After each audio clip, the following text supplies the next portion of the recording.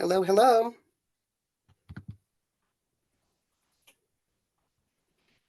Hi to everyone.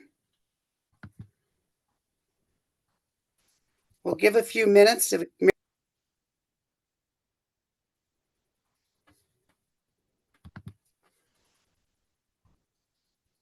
Let's begin. Okay. Good evening, everyone. I am Ginny Ballou. I am the president of the Idaho Democratic Women's Caucus. I also serve as the first vice president of the National Federation of Democratic Women, which has 3 seats on the DNC. So when we say representation really matters, Idaho's actually getting really great representation. So your involvement makes a big difference. And I don't think it's any coincidence that our 2 minority leaders are both women and have been for some time. So I don't think that's a coincidence. There's a reason for that. I want to welcome everyone for taking time out of their day to be part of this. This is our first Zoom meeting of the 2024 year. I want to welcome our members, our not yet members. If you're not a member, just go to idwc.org and click on Be a Member. We have a goal this year of having a 100% participation by our IDLCC. So you're just on the hook for that. We expect to have everyone there. We also have some upcoming Zoom meetings for the Western Regional of the National Federation. And Christine Pelosi has been a past speaker. We've got Audrey Dempsey from the National Federation in Las Vegas coming up. She's had amazing speakers before, including an assemblywoman who was just a mom taking her family to a concert on October 1st, 5 years before this event. And afterwards said, we have to change things. And apparently women are the ones that get things done. And since she's become an assemblywoman, she has helped ban bump stocks and all the different things that helped make that devastation happen. So women are the ticket. We are the reason we are the way that things get done. So I want to welcome our members. I want to welcome the members of Idaho Women for Biden-Harris and all of the Blue girls that are taking part. I know you started up in Blaine County, but I think you've got members all over the place. So man, oh man, when we do our Women in Blue Day at the Capitol, if we could pack that gallery with all the beautiful shades of blue, they would have to start paying attention. And we could help really have the back of the 2 women that are going to speak to us tonight and give us an update on what's going on, what we really need to work on to help them battle, what we have any chance of stopping, so that we can know that we're spending our time, our energy the most effectively, and so are they. So I want to welcome Senate Minority Leader Melissa Wintrow and House Minority Leader Ilana Rubel, and we'll just let them say hello to start with. All right.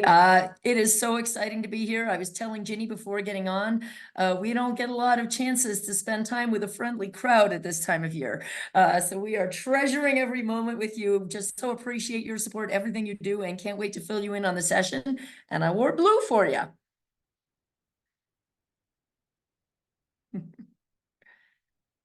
Well, it is such a pleasure and honor to be with y'all. I guess the thing I would share with you to get us started today is that, it was when I was a sophomore in college that I first began down the feminist journey. And when I was in a classroom and realized a lot of our history was not really been talked about in my high school curriculum, and feeling the anger of where were women, boy, that set my journey on pace. And when I came here to Idaho, my first job was at Boise State in the year 2000 as their first full-time Women's Center director.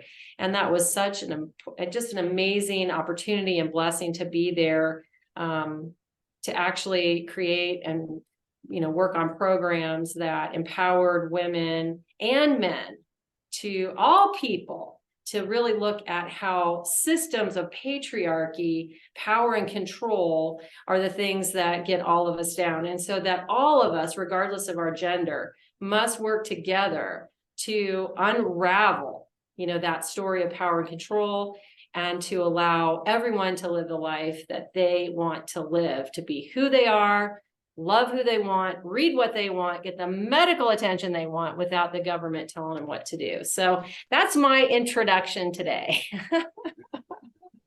Well, thank you again. We so appreciate both of you giving us your valuable time. I know how little bit of it you get. And I have so much admiration, respect, and awe at your ability to keep perseverance and patience and grace while you're doing it with some of the things you have to come against. So just briefly on school vouchers, I know it comes up all the time. What do you think the chances are that it's going to have movement again this year in Idaho? So we're going to get into that. I want to paint a little bit of a picture of where we're at right now with the vouchers and with everything else, and kind of give just an overview of what the dynamics of the session are going to be and where vouchers fit into that. And I think it's important to understand the history of it, because if we don't study history, we're doomed to repeat it, and we may be doomed to repeat it as soon as this year. So where we're at right now, you've been hearing about all these, surpluses all these past years, which I don't think were really surpluses, because we were racking up $1 billion in unmet school repairs. We have roofs caving in, sewage in cafeterias, you name it. We have serious facilities problems. We have $8 billion in bridge repairs. So I don't think it was really a surplus. I think it was just people not paying their bills, the government not paying its bills. But what they did is they cut and they cut and they cut. They issued income tax cut after income tax cut after rebate. They gave away about over $3 billion, $2 billion of which was in permanent revenue cuts in the form of income tax reductions.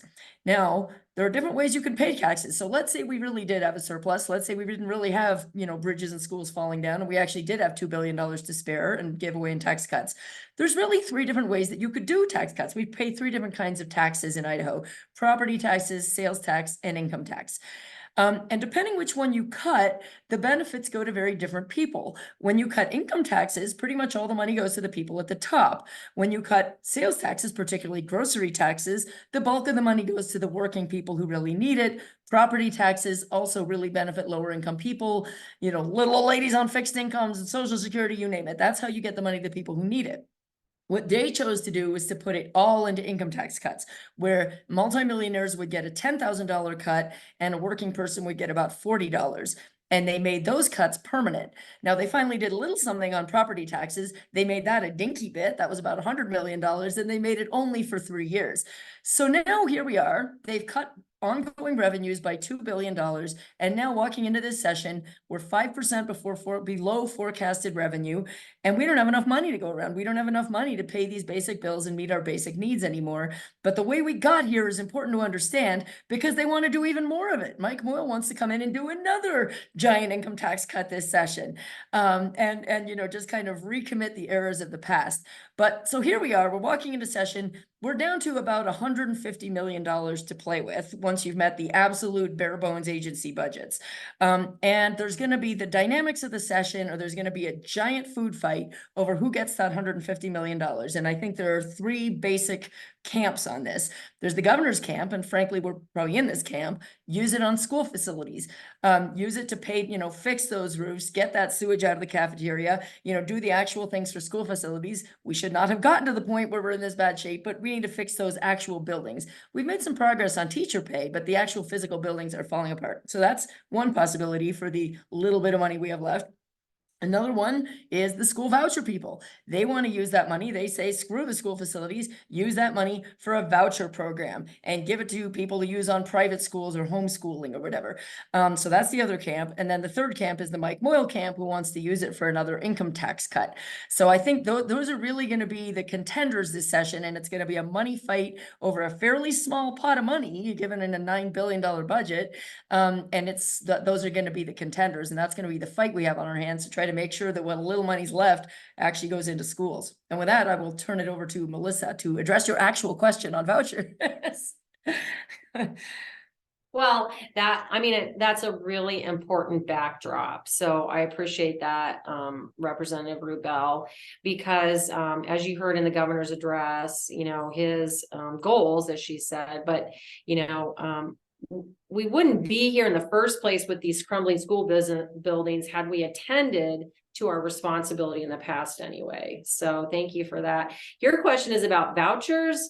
What do you want to know about vouchers? Give me your question again, Jenny. So, and I want to thank you for that. I want to give a shout out to the Pocatello Area League of Women Voters. These questions all came from a forum they did as well. From them, it has the Idaho Constitution requires, quote, a general, uniform, and thorough system of free public schools, end quote. Non-public private schools have no academic or fiscal accountability, yet some parents want to use taxpayer money to fund these schools. Do you think that a school voucher bill will pass the legislature this year? And if so, what do you think it'll cost taxpayers in years to come? Oh, heavens. Well, I'm going to say right out of the gate, unfortunately, I think it may get to the governor's desk. I mean, we're going to fight like anything to prevent that. And I think it's important that everyone on this call, all your friends, all your families, really make it clear that our priority, our obligation, and our duty constitutionally is to our public school system. And what they want to do last year is they started a bill in the education committee, and it was a ESA voucher bill. They couldn't get anywhere with that. So they're disguising it as an income tax credit, and they're going to send it through the tax committees, right? Same thing, siphons money away from public education, puts public dollars into the hands of folks with no accountability to basically send their kid to the school that they say, whether private, religious, non-for-profit, et cetera. But it actually, as I've heard Representative Rubel say, incentivizes people to maybe not even put their kid in school. So if you had, a big family, 4, 5, 6 kids, and you get $8,000 a pop, maybe, as finances go, you need to fix a roof, or you need to do something, or you want to go on vacation. Who knows, right? I don't want to attribute bad intent to parents, but when you don't have any accountability or the ability to really measure and so forth, like we do on the public schools, we have those on lockdown.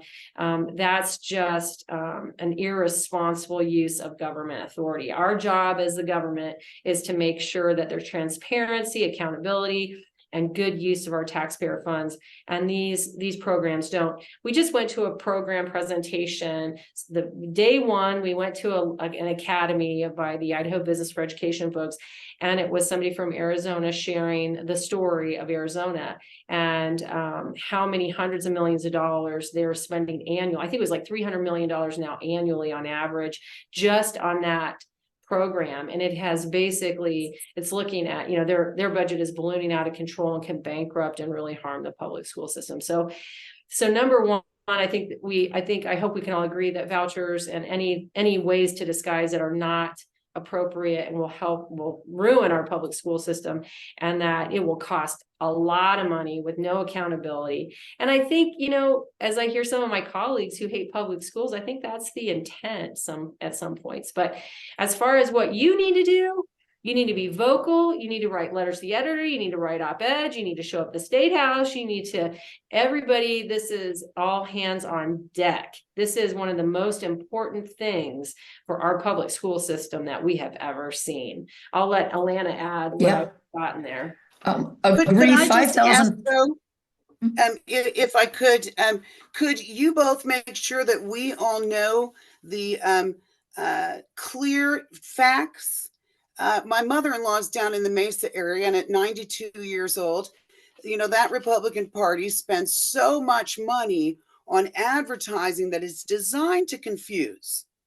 And so she, when I talk to her, will say things like, oh, I was always against the vouchers until I saw, and we'll have some convoluted nonsense about how it's really a better system because of the waste that the government's doing. So will you be sure and make sure that we know the pushback to that kind of crap that gets thrown out, especially to our seniors and uninformed. There's and our uninformed homeschooling moms, same deal. They just want the best for their kids, but they get just inundated with that stuff that. Well, and you're exactly right. There's humongous money behind the voucher efforts. Betsy DeVos is a multi-billionaire. She has put ungodly amounts of money, including in Idaho.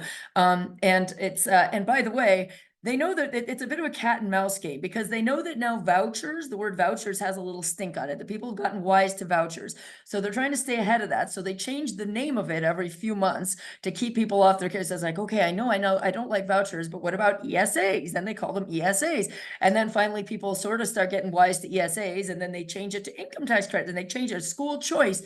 They change the name of it all the time.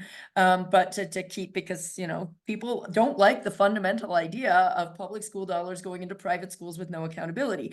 So they keep muddying the waters with that. The money is huge. And another funny thing that they do is they put a lot of money into our last election, coming out against our Democrats. They put a lot of money against Nate Roberts, against James Ruckty, Steve Birch, you name it. They spent mailer after mailer attacking them.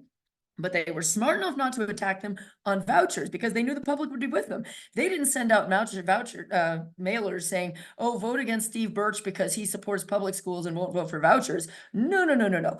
The American Federation for Children, which is Betsy DeVos's group, which funds a lot of this stuff, but there's a bunch of other billionaire funded spinoffs. What they do is they send out a mailer of Steve Birch beside a scary looking Mexican guy aiming a gun at you, saying Steve Birch wants to let Mexican criminals into the country to murder you in your bed. They send out a picture with a scary looking drag queen with makeup melting everywhere. You know, Steve Birch wants to turn your child into a drag queen.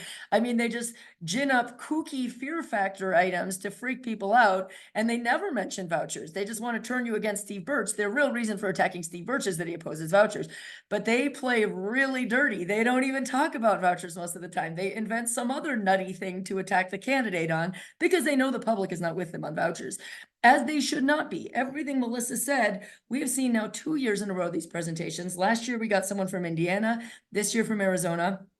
Pretty much the same story. In every case, it gutted public school funding. It blew up way beyond what they said it was going to cost in the first place. They pitched it as like a $60 million plan, and it turned into an $800 billion plan, a million. You know, there was zero accountability. So these kind of shyster shops would pop up in strip malls where people would call themselves a school, not actually have any certified teachers, not actually can't teach anything, just pocket the money. And then, you know, eventually they'd fold up in the middle of the night and the money would be gone. The state had no way to get it back, and people's kids would be illiterate. But the other piece is really frightening here in Idaho. I don't know how many of you have read Tara Westover's Educated, but this plan puts that on steroids. You know, basically it's a way to get free money for not sending your kids to school. We are literally, with this plan, incentivizing people to have their kids stay home and play video games all day so you could have money for a new car. It is insane, and how it has been characterized as conservative. And that's a talking point I would urge everybody to adopt. It is the most unconservative. Everyone talks about how conservative they are in Idaho. What could be less conservative than handing out free government money with no accountability whatsoever? And, you know, the plan that they are coming up with this year, it's not needs tested. The majority of it, and this is another commonality in other states, pretty much all the money ends up going to very wealthy families whose kids were already in private school. So the notion that, oh, this will, you know, empower some kid in poverty to go to a fancy private school, that is totally not what happens ever. The private school in my district is $20,000 a year. This voucher plan is $5,000 a year. So it's not going to enable a poor kid to go to private school. It's just going to be extra money to rich families. And it's first come, first serve. So they will likely run out of money. So it will be the very wealthiest families with the best accountants who know how to file in the first 10 minutes on January 1st who get the money.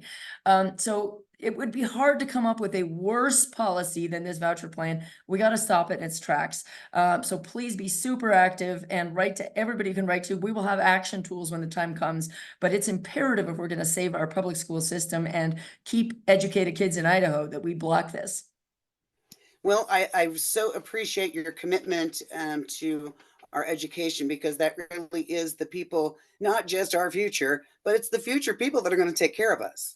It's our future dentists. It's our future tax accountants. It's why would you not want to invest in the people that are also going to be taking care of you as time to come? And that leads into our next question, which I think I want to kind of combine with 2 and 3.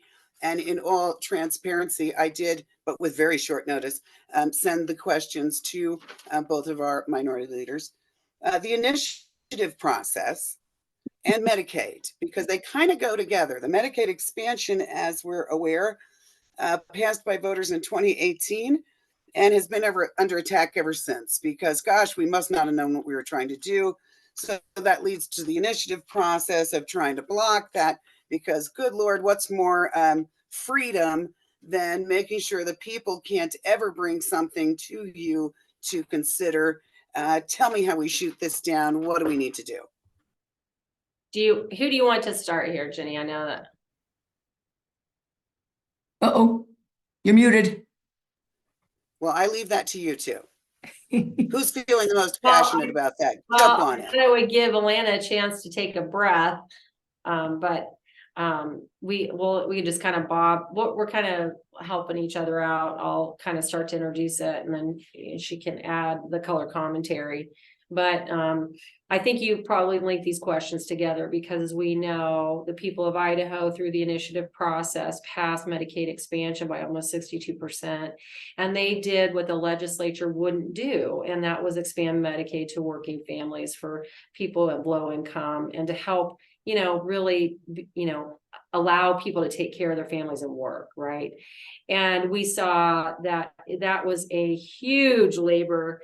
And when the voters voted, it was, I think, pretty definitive. Yet we still have legislators who are very out of touch with the majority of Idahoans, trying to kill that expansion, add work requirement. I mean, all kinds of stuff, right?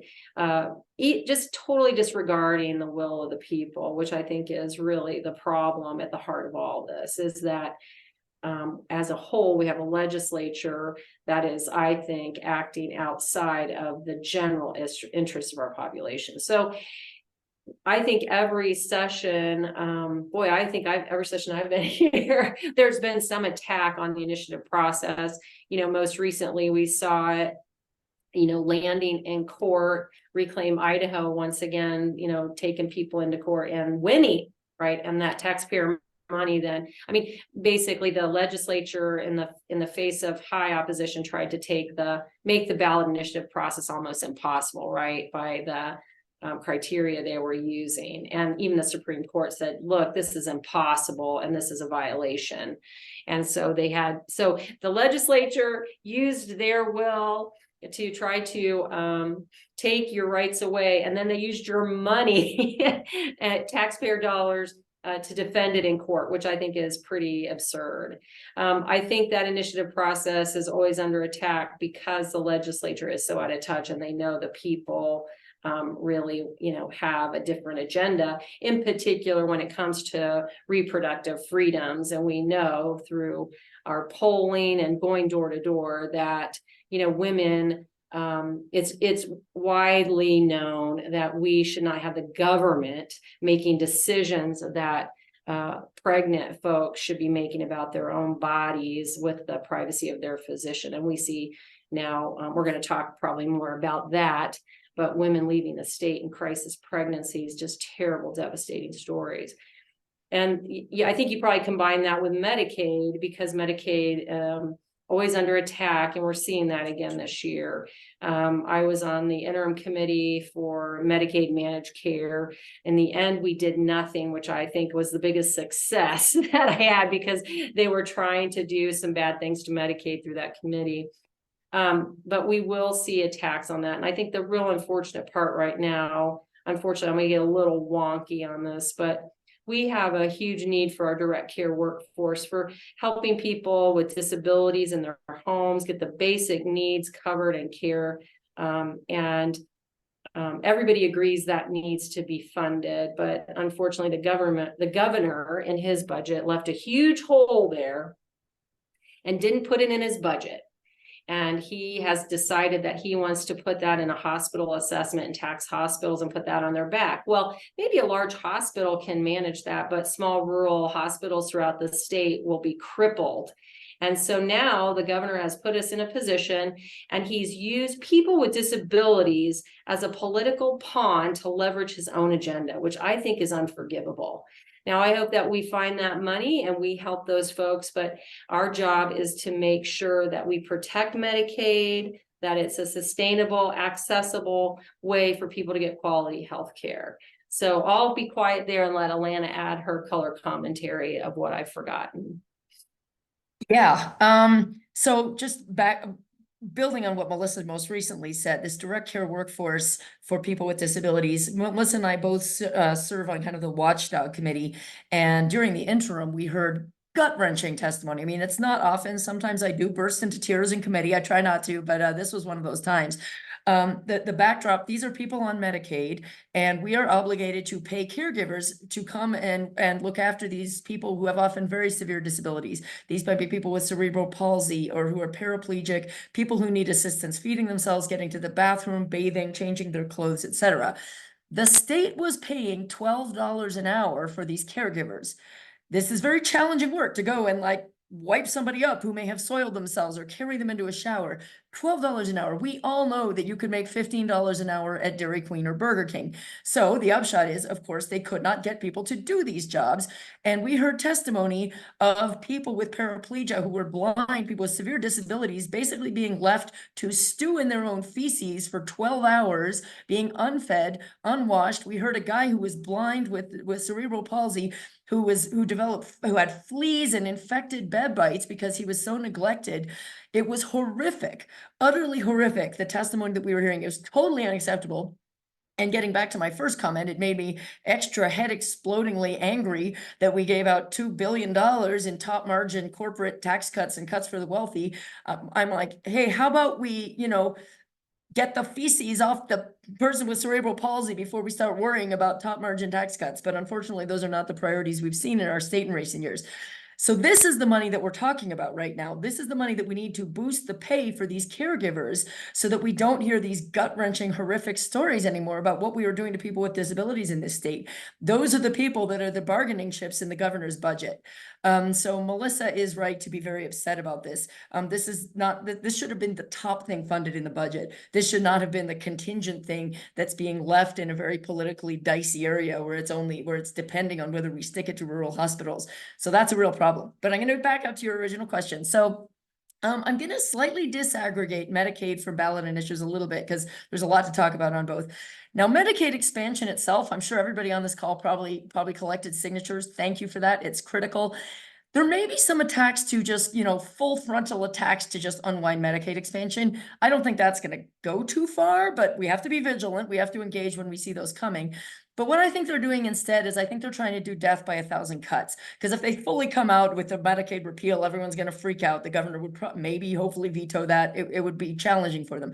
But what they're doing instead is they're doing things like understaffing Medicaid so that the department can't administer it properly, and not doing proper reimbursement rates so that the people on Medicaid can't get providers. Things like there was a talk of trying to strip dental care out of Medicaid, which would be catastrophic, and which I know that bill is coming. So I think there are going to be attacks on Medicaid that are really serious that we're going to need you to engage on, that may, not look like a top line, they're repealing Medicaid expansion, but that are really serious attacks on Medicaid and its efficacy. So beware on that. We will alert you when we need you on that. But the other thing is this ballot initiative, and you're right, as soon as we passed Medicaid expansion, after they got rid of the Luna laws back in the day, the legislature came in first thing and made it twice as hard to get ballot initiatives through. They thought they'd made it impossible. For 6 years, nobody could get it through. And then lo and behold, Reclaim Idaho did it. And then they came in and were like, damn it, I thought we'd made it impossible. Well, I guess somebody managed to squeak through. We better make it even harder. So they passed all those laws to, make it quadruply difficult. The Supreme Court struck it down. The good news is that because of that Supreme Court opinion, they tried to do it through statute. I mean, there's two, to just pass a law in this building. The Supreme Court said you can't do that. This is a constitutional right. You can't just pass a law on the floor of the House and Senate and undo a constitutional right. If you want to take away a constitutional right, you got to do it through a constitutional amendment. So that's the one thing we have in our favor, is that it's slightly harder to get a constitutional amendment through than it is a statute. That said, they're going to try to get a constitutional amendment through. They tried to do it last time. We were able to barely defeat it on the House floor. It sailed through the Senate. And Dorothy Moon announced last week that her top priority for the session is to end ballot initiatives. And some Republican legislators have already said they are going to draft and carry the constitutional amendment required to end ballot initiatives. So this is a 5-alarm crisis. We got to stop this. The good news is, in order for a constitutional amendment to pass, it needs 2/3 of the votes in each body. Now, it comfortably got 2/3 of the votes in the Senate. We were able to block it. It still got a majority in the House, but we were able to stop it from getting a 2/3 majority in the House. But we got to do that again. And we need everybody who's in a district with a Republican legislator, pound them and say, don't you dare try to take away my ballot initiative rights. And there are two, they say they either want to end it completely or set it at a 67% passage requirement so that a ballot initiative can only pass if it gets 67% of the vote, which would effectively end it. I mean, even Medicaid expansion, which had huge support, only got 61%. Nothing's ever going to pass with 67%. So that would effectively be the end of ballot initiatives. We got to stop that. The big question in your minds is, why the hell is a party that says they represent the vast majority of Idahoans so afraid of letting the majority of Idahoans get what they want? They've got 85% of the seats in this building. They know, that there's a disconnect there. They clearly are not representing the majority of people, or they would have nothing to fear from ballot initiatives. The issue is that they know that their agenda, the politicians in this building, in no way reflects the agenda of the majority of people in Idaho on just about any issue. And so they view it as an existential threat for the people of Idaho to actually be able to have a say on laws. We want to call them out on that every chance we get, because it's like, you're not a majority party if you want to do everything in your power to block the majority of the people from getting what they want. But be vigilant, because that's a huge issue coming at us. I'm having a snowstorm, so I'm gonna try and do my audio through my phone, and my picture might break up, but I think this is going to be the best for our situation. My husband's out clearing a satellite dish.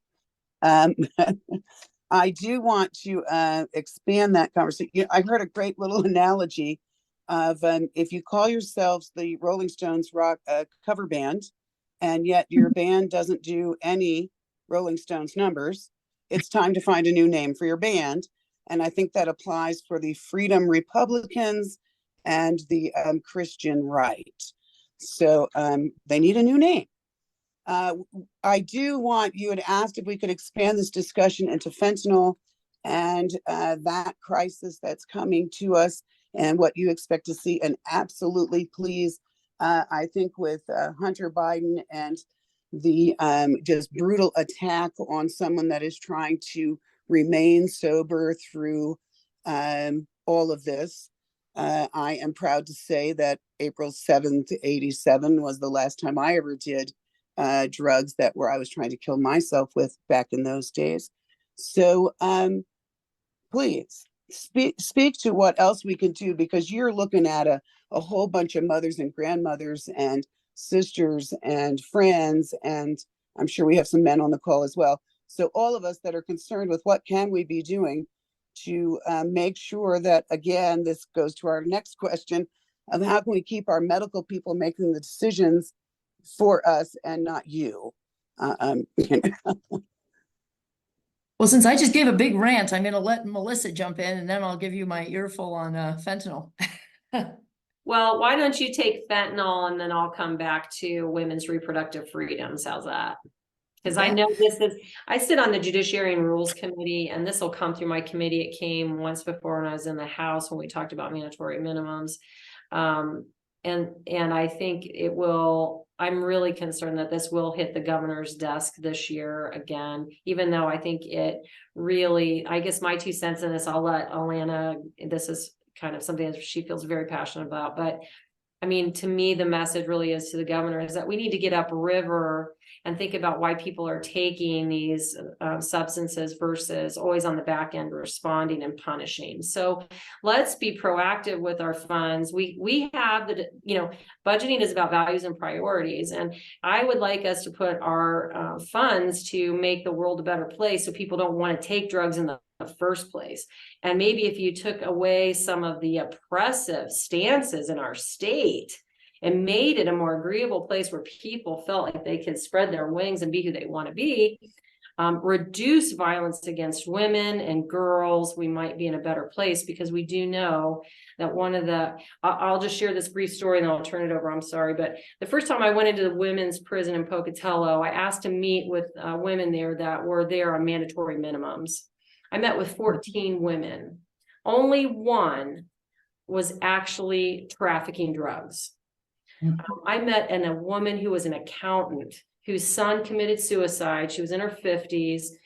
She was very depressed. She got a medication. She got addicted to that. And then, after that, she couldn't get it. So she went to another drug. Why? She was medicating a trauma. When I asked the prison folks, with all the women here, and Idaho is the highest rate of incarceration for women in the country. I said, what percentage of the women here were first victims of sexual or domestic violence or some other abuse? And they just rolled their eyes and said, probably 95% of women. And so when we think about the disproportionate amount of violence that women experience, women and girls, and then how do we deal with that kind of trauma? Sometimes we have to medicate. We're trying to get through things. So now they get involved maybe in a bad relationship or into smoking, drinking, drug, whatever, right? Now we're throwing them in jail and we're re-traumatizing people who've already been in trauma. And that's just not the way to go. So my 2 cents here, and I'll let Ilana talk about the other impacts, is that we need to really look at our communities to prevent and create a world where people aren't really reaching for the substance in the first place. I'll turn it over to Ilana. Yes, you also bring up the point of, if our prisons are for profit, you need more of those prisoners.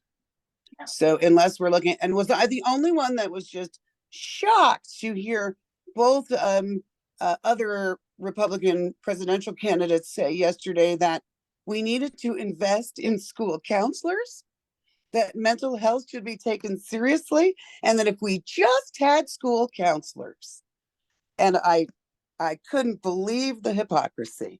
So well, yes. here's the thing. Once again, we're responding, right? Oh, it's school counselors. Well, you know what? Why don't you think about why so many kids are depressed? Because they can't be who they are, right? You're attacking LGBTQ kids.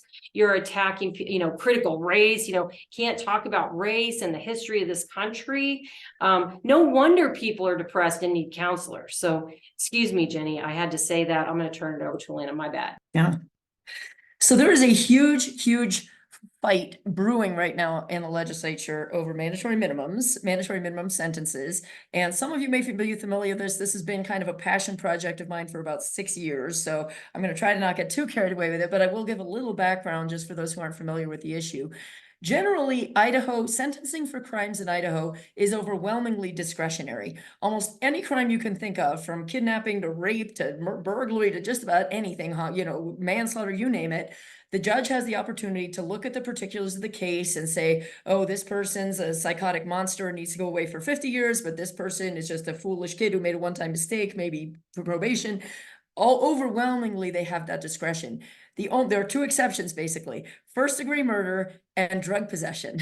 A little bit odd that drug possession should be characterized, as more serious apparently than rape, kidnapping, or maiming, or anything else. And the way it works with drug possession in Idaho is they solely look at the possession, the quantity of drugs on your person, and that is all they can look at. You have 2 grams of heroin on your person, you go away for 5 years, no possibility of parole. Doesn't matter if it was for personal use, doesn't matter if you're an 18-year-old straight A student who's never had an offense in your life before, nothing else matters. It is mandatory, no possibility of parole. And I have read sentencing transcripts of judges who were in tears when they had to hand out these sentences to young people saying, this is outrageous, you should go into rehab, this is going to ruin your life, this is probably going to turn you into a criminal. If I could do anything else, I would, but the legislature has tied my hands and forced me to give you this very long sentence. It is horrendous. It's been characterized to me so many times as the worst source of injustice in our criminal system in Idaho by far. And this is something I've been trying to address forever, but the prosecutors have been fighting it tooth and nail. They love this system because they never have to go to trial. Everybody pleads guilty because the hammer over your head is so severe that nobody dares even go to trial, because if, God forbid, they're unable to prove their innocence, 15 years, no possibility of parole. The judge has no ability to deviate from that. So that's the backdrop of what we're looking at. And by the way, that applies to marijuana too, which is pretty wild given that every single jurisdiction around us has legalized marijuana in some form or other. So we're just going to be nabbing people, hapless people driving through from Oregon to Colorado who don't even know. So we have major problems with our statute. It's not targeted to dealers. They call it a trafficking statute, but it's not. It's just pure possession, can be for personal use. And many of these people are just users. Again, it eliminates all possibility of discretion, even for first-time offenders.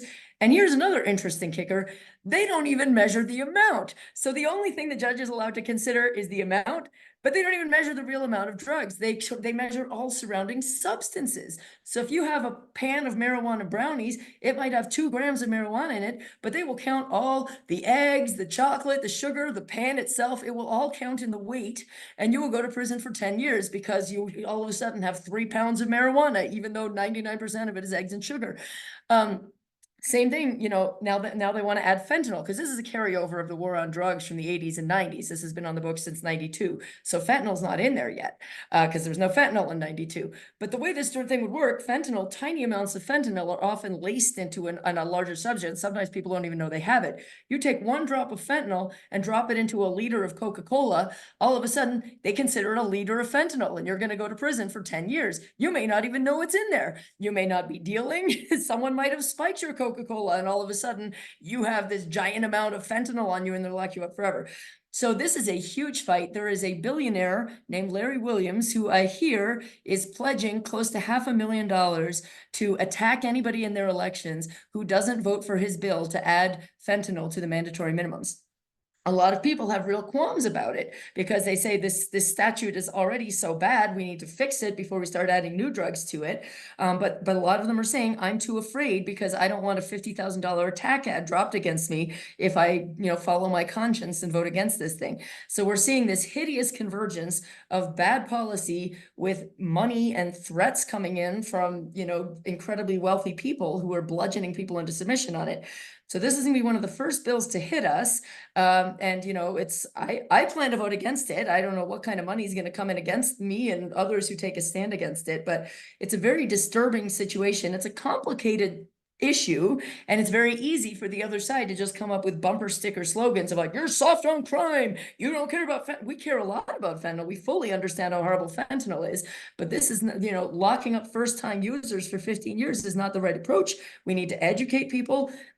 Maybe a good first step, I have a bill drafted to do this, legalize fentanyl detection strips. Those are actually banned in Idaho right now. If you actually want to get a strip and find out if this substance in front of you is fentanyl, you're not even allowed to own a detection strip to find out if something's contaminated with fentanyl. There are so many common sense things we could do, but unfortunately, the only thing they want to do is this wildly punitive and, in my mind, dangerous and irrational law of just blanket hammer people with mandatory sentences. So wonky issue. Sorry if I went on too long about it, but I get pretty passionate about this one. No, not a problem at all. That's why we're so fortunate to have you in the role you serve in, because you are so passionate about things like hearing aids being covered. Thank you for the work. For things that you all do. It does make a difference, and representation matters, and we really appreciate you. I do want to specifically ask on maternal mortality review committee and abortion. I think with Idaho having one of the first cases that was brought saying, I wanted a healthy baby, that's not what I'm getting, I just want to be alive, cases. We know we have one of the most restrictive and punitive reproductive health care policies in the country. It's caused an exodus of the very experts who can prevent infant and maternal mortality, which has increased a staggering 18 and 122% respectively. The result has been the creation of maternity care deserts. I'm sure you're familiar with it, in 13 of Idaho's 44 counties. Last year, the Maternal Mortality Review Committee was dissolved. And so this is a 2-part question, because that just makes no sense. Do you support the reinstatement of the Maternal Mortality Review Committee? And do you see any changes being made to Idaho's abortion laws during this year's legislative session? I have a quick thing and I'm going to turn it over to Melissa on abortion. But on maternal mortality, I fought that tooth and nail last year. We tried so hard to keep the maternal mortality review committee and they killed it in my committee. I was unable to stop them. I have a bill to bring it back. And I thought I had a Republican co-sponsor to help me with that. But yesterday, actually, they said, oh, they don't think they can support it anymore because the maternal mortality review committee in its most recent report in 2021 recommended that pregnant women get COVID vaccines. And they said because they made such an outrageous recommendation that pregnant women should get COVID vaccines, they don't think anybody would ever support the reinstatement of the committee. I'm trying to make the case. It's like, it wasn't a mandate. There's lots of recommendations we make. That's not, requiring anybody to do anything. And there's lots of data behind saying people should get these vaccines. But I'm trying to work on the committee chair, but he was really spooked by this fact that they had recommended vaccines. And he's currently saying he doesn't think he's going to allow a hearing to on a bill to reinstate it. But maybe Melissa can get something through on the Senate side. Well, pardon me for my coughing. I've got a little cough in my lungs like everybody else in the state, I think, darn it. Well, I'm not sure. Let me just say this. It's so unclear what actually will happen in this building right now because the infighting in the Republican Party and the people who have views on these things are very different. So we have people that want to, I think, try to get to a health exception, but other people that are absolutely not. Or there's some, offensive grocery lists that you have to apply to and so forth. So I think politically, I'm not sure that anything gets through that would really be a true health exception and decriminalize a physician for doing it. And I've already heard, one of the senators wants to bring his infamous bill to remove all rape exceptions. But if it gets to my committee, what I'll tell them is that's redundant because we really have no exceptions for rape or incest in our laws right now. Clearly you have to be, you can only be within the first trimester when most women don't know they're pregnant. You have to get a police report. We know most rape and incest victims don't do that for very obvious reasons. Then you have to get that police report that is protected by law. Idaho code protects the police report for very important reasons, because if you're actually going to get the bad guy, you got to have a police report the defense attorney won't blow holes in. So what's the defense attorney going to do once you got the police report? Then I've encouraged journalists to investigate, ask any policing agency in the state, do they have the process and procedures established to get your permission slip to take to the doctor? And by the way, is there a physician that is going to put their name on a list in this state where the attorney general is rabid to prosecute you to safely give somebody an abortion who's been raped? So I'm here to tell you it's not happening. And I can tell you too, that the standard of care for a rape victim, one of the things and part of that care is emergency contraception to prevent pregnancy. And there are physicians across the state and hospitals that are not giving emergency contraception to rape victims. I know firsthand. And I think that is unacceptable and inappropriate. It's very difficult, though, to sue because of the way the medical malpractice laws are. So, I'm deeply concerned about the overall laws surrounding abortion in our state. There's a complete ban, and now we know recently what happened here with EMTALA. We had this tiny little sliver that if you were pregnant and you went to an emergency room, only emergency rooms, not a clinic, not a doctor's office, an emergency room, and if you had a health crisis where your health and safety was in jeopardy, the emergency department could take action. But of course, our state wasn't satisfied and our state leaders had to pursue. So now that's in court again, and they have basically lifted the stay that Judge Windmill had put in place. And now, as effect today, you cannot, if you go to the emergency room, get an abortion if your life or health is in jeopardy. So there's nothing in our state. And if any of you, if you didn't see it, last Friday on TV, and it's being streamed on Hulu, there was a news story, Diane Sawyer, called On the Brink. And she interviewed 18 women in states that have these abortion bans, one Idaho woman who shared their stories of crisis pregnancies and the dangers and the emotion they went. It was heartbreaking. And they actually also included legislators from the state of Idaho and what they said about it. So I encourage you, Hulu, On the Brink, watch it, and that will give you a clear picture of what's going on in our state. So I don't have good hope for the Maternal Mortality Review Committee. I don't have good hope for reproductive freedoms for women. We, of course, will fight like hell and try very hard to protect those freedoms.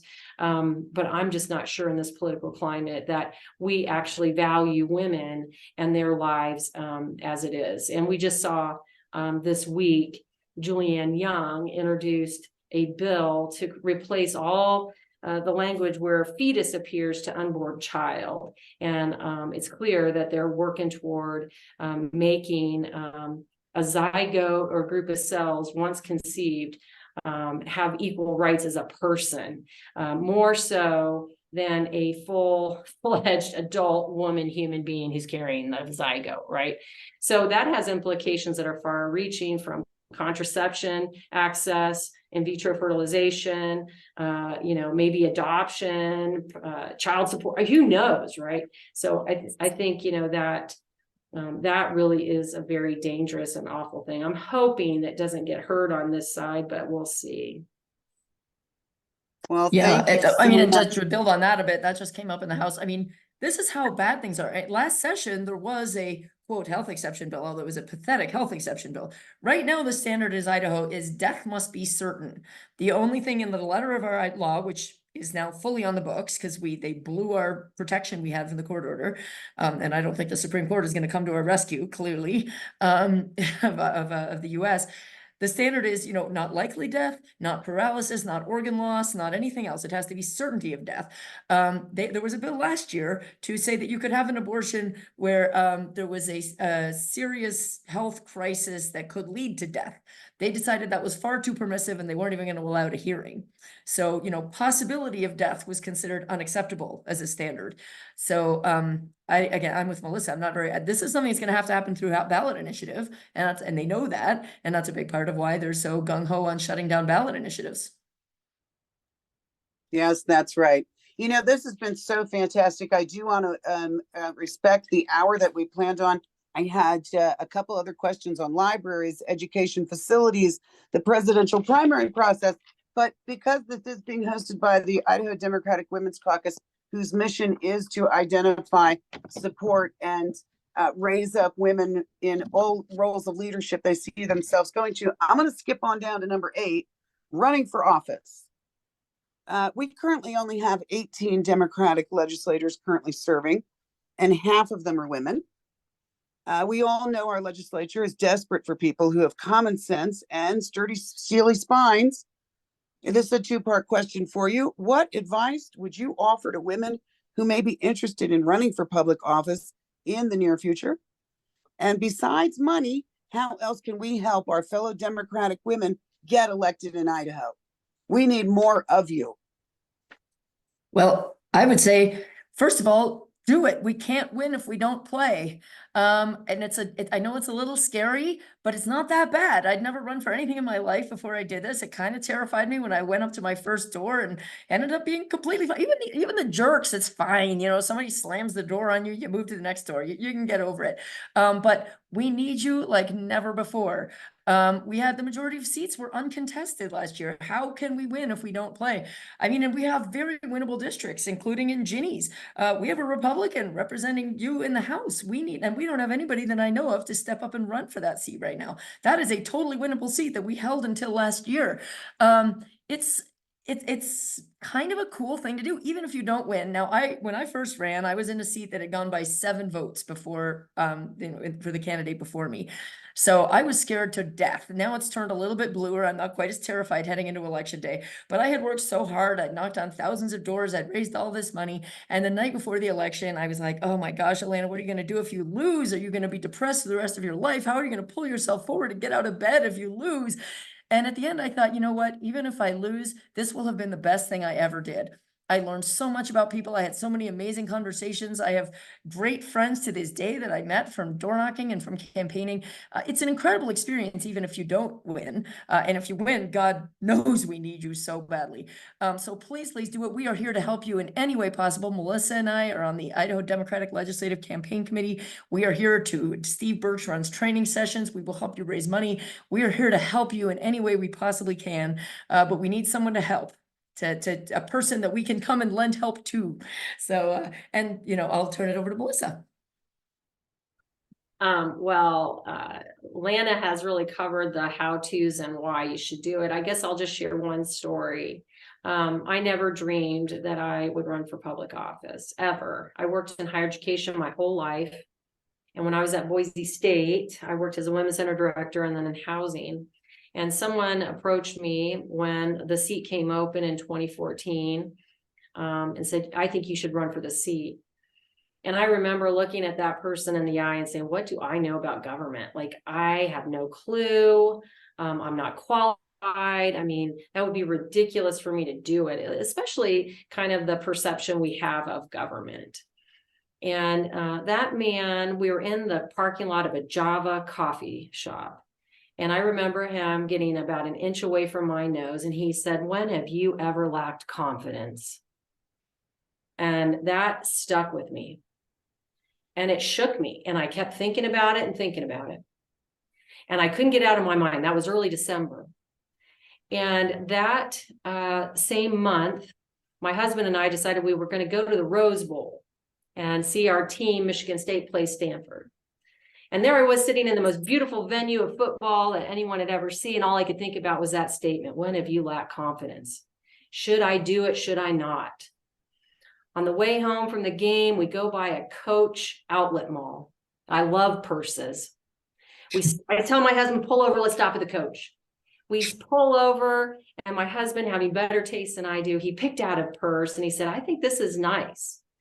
And I remember him standing there holding it. And I said to myself, not to him, he didn't know I was having this conversation in my head, that purse would look great in the legislature. And it was at that moment I decided, you know what, I'm going to go home. I'm going to tell that person I'm going to run for office. And after that, he gave me direction, and I did. I ran in a Democratic primary. It was a lovely, civil, respectful race. I won by 150 votes. I lost 20 pounds because I was so stressed and I knocked on so many doors. But in the end, and the day I was sworn in, petrified still, because I didn't know what it meant to run government. Well, that's a fallacy. It's a myth, and it's a lot of misinformation. And as women, we know we unintentionally internalize negative messages about ourselves and our qualifications too many times, right? So I remember that day, December 4th, my mother's birthday. She had passed away before she saw me being elected to office. Middle child of 12, born in the Great Depression, the tough woman. Knew what it was like to live in an abusive family and told me, get your education to take care of yourself. When I put my arm up to take that oath of office, I remembered her and all the women ahead of me. And I said, I'm going to face the fear. I'm going to walk through it. And I'm going to do the best I can for my state. And thank God I did it, because think of the legislation I've been able to pass for sexual assault survivors, domestic violence survivors, and the list goes on. And what a gift that I had the personal experience in that area of working with victims that I could bring into this legislature. Now, am I an expert on taxes? No. Am I a lawyer? No. But the real lived experience that's very different from so many people has made a difference. So I encourage you as women, be sure to think about that. Do not internalize, or at least try to understand that internalization of those messages, shed it off, support each other, run for office, because we all have that great experience to bring, to share, and to make our world a better place. And I want to answer the other part of your thing in our last minute here, because Melissa's right. There's no magic background you need. We have school bus drivers, outdoor mountain guides, women's center directors, accountants, realtors. Any background works for the legislature. You don't need to have a special thing. But if you're not up for throwing your hat in, we still need you. We need you to help the people who are willing to throw their hat in. We need everything. We need you to throw house parties. You don't have to have an amazing mansion. If you have to do a living room and a plate of crackers and cookies from Costco, host something, invite your neighbors so that the candidates can get their name out in the community. Boy, do we need door knockers. We need phone bankers. We need everything, every kind of volunteering there is. So there are many, many ways to help. Obviously, money helps too. If you're able to cut a check, that's fabulous. But if you're not, there's so much that you can lend to the cause. Well, we so appreciate that. We know that we'd love to have a whole lot more women running and joining you in the legislature and making sure that we're bringing back some common sense and some dignity and some civility to government, and maybe just actually doing something that advances the people's needs instead of just trying to stop the most ridiculous. So we thank everyone for participating tonight. I do want to give want to give a thanks out to the Idaho Democratic Women's Caucus Executive Board. We'll have some openings coming up at our annual meeting. We meet 3 times a year in person, normally tied with Idaho Democratic Party statewide events. We try and do 2 to 3 Zoom meetings a year. And we're going to go to only 2 executive board meetings a year outside of those in-person things. So if your time's a little bit less limited, but you still want to be involved, please do. I thank all of our board members, our outgoing treasurer, Susan Eastlake. We thank you so much. She's stepping away for personal reasons. We wish her all of the best. So if you like numbers and sunshine reports, keep it in mind. Let us know that you might be interested in serving in that capacity.